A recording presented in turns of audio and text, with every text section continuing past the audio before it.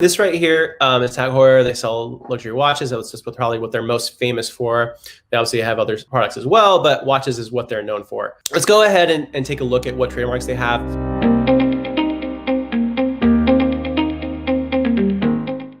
I already went to tsdr.uspto.gov, but for those of you guys that are following along, I'm just going to start from the very top. So what you're going to want to do is you're going to want to go to tsdr.uspto.gov, and then you're going to want to click on search trademarks. And once you're in search trademarks, you're going to want to do a word search, and you're going to want to search by owner. So we're going to go ahead. Oh, and by the way, for those of you guys who don't know, let me just do a quick search on Tag Heuer. So what I'm going to do is I'm going to just copy their name, which is tricky for us to pronounce and tricky to spell. And what we're going to do is we're going to do a search for the company name.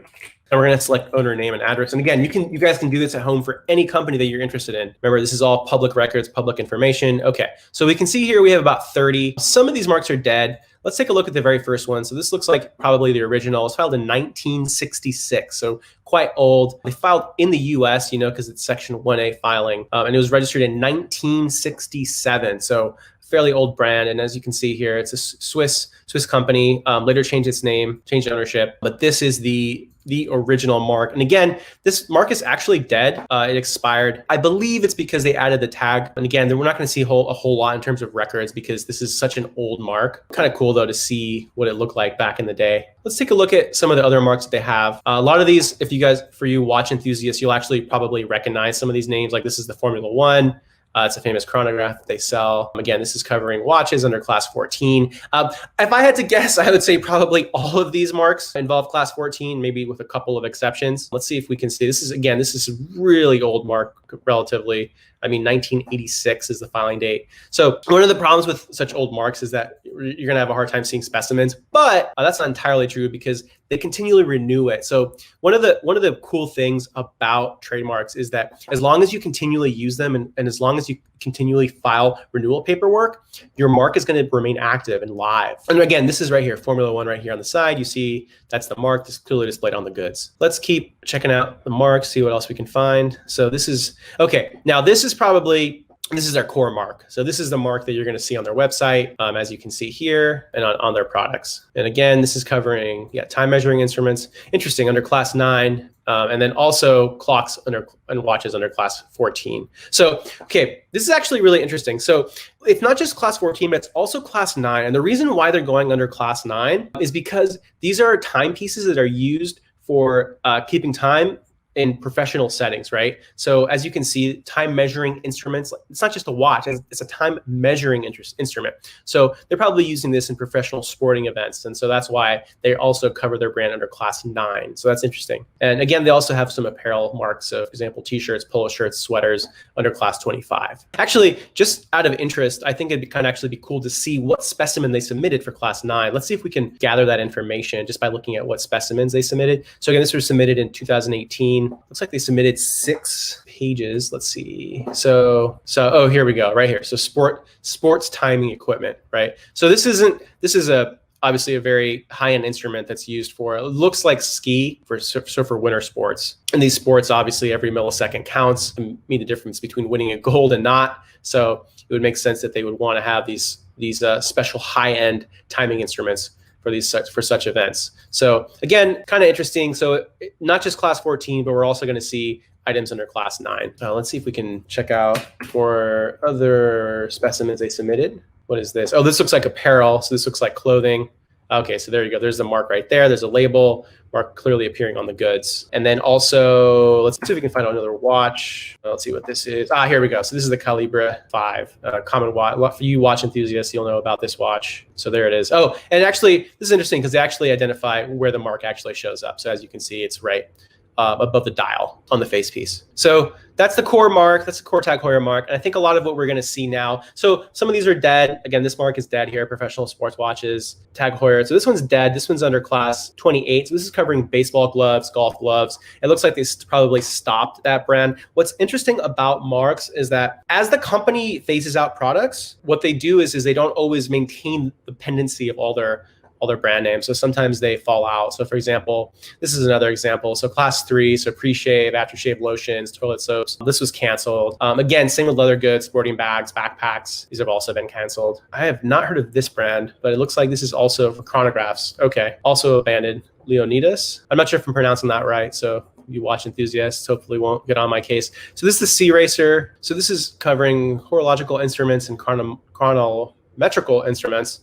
Again, fancy way of saying watches, wristwatches. And again, if you're interested, you can click on TSDR and actually go into it and see what specimens they submitted. Really, really good way to learn is to see how other companies have submitted their specimens to actually establish use in commerce. So this is a very, very famous watch, the C Racer. A lot of watch enthusiasts know all about the C Racer. And again, the mark, it looks like it was originally filed for in 1997. So not as old as the 60s one, but it's up there. Curium, this is class 14 also, wristwatches, also owned by Tag Heuer. And then if we go into, you can actually also see the specimen that was submitted. Again, this was filed in 97. Here it is, Curium right there.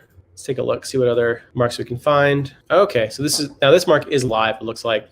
This one was filed for in 99, registered in 03. This is the Alter Ego. Looks like they renewed it in 13. Let's take a look at this. Not as familiar with this particular brand. Let's see if we can see what other specimens were submitted. Okay, having a hard time finding where. Oh, here it is. Here it is. Tag Heuer Alter Ego.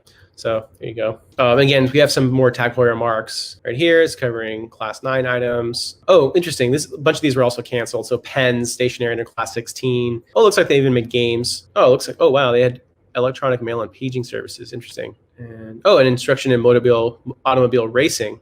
Looks like this is still alive, not canceled. But these upper 3 were canceled. So okay, so this is also another word mark. Again, covering clocks and watches under class 14. Tag Heuer link. Again, class 14. Again, I suspect most of these are going to be 14. As we saw, some of them are also class 9, which is kind of interesting. Oh, okay, so these are leather goods under class 18. Targa Florio. So this is interesting. English translation of Targa is auto license plate. And it's covering watches under class 14. Let's take a look at their specimens. Kind of interesting to see what they submitted and when it was filed. Let's see if we can pull it up. Oh, okay, here we go. So here's a specimen. This was submitted in 2012. Oh, okay, so here's the back of the watch. Okay, so it's interesting because a lot of the marks that we've seen so far, the specimen actually had it on the packaging, on the website, or on the face. But this one has it shown on the back of the watch, in the back of the case. Here you see Targa Florio right in the back. See what other marks we can find. Okay, physics. Also, okay, sunglasses. Again, this was canceled. So this one was not maintained. Adavia. This looks like this was also maintained. Filed for in 2002. Again, if you guys are interested, we can check out the specimens. This one was filed in 2013. Okay, here we go, right here. So nice on the face of the watch. You can see it very clearly right here, Adavia. Let's take a look at what other mark. Okay, so this is a micro split. I'm guessing this is class 9, given the fact that it implies, oh, okay, 14. All right, so watches. What's also interesting about doing this research is that sometimes you discover brands that you may not have known about.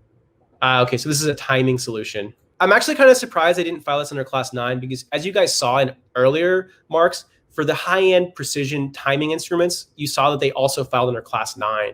So it's kind of interesting that they chose to file this under class 14. But yeah, as I explained before, a lot of Tag's products are also used in really, really high-end performance sports where timing is everything. And so they rely on their precision instruments. Multigraph, this one was canceled. Aquagraph, again, looks like watches under class 14. Let's see if we can see what specimens were submitted. This specimen was submitted in 2014. Let's take a look at this. Oh, interesting. Okay, so this is actually a receipt, or not a receipt, but a SKU. So it's got the label, the tag, and the price. Kind of interesting. So we haven't seen this before yet, at least in the marks that we've looked at. It looks like there's probably, see if I can scroll over here. Let's see if I can find additional. Oh, okay. Yeah. Let's take a look, see what other marks we can find of interest here. Oh, looks like we're almost through actually. So a few left. So this Tag Heuer is canceled.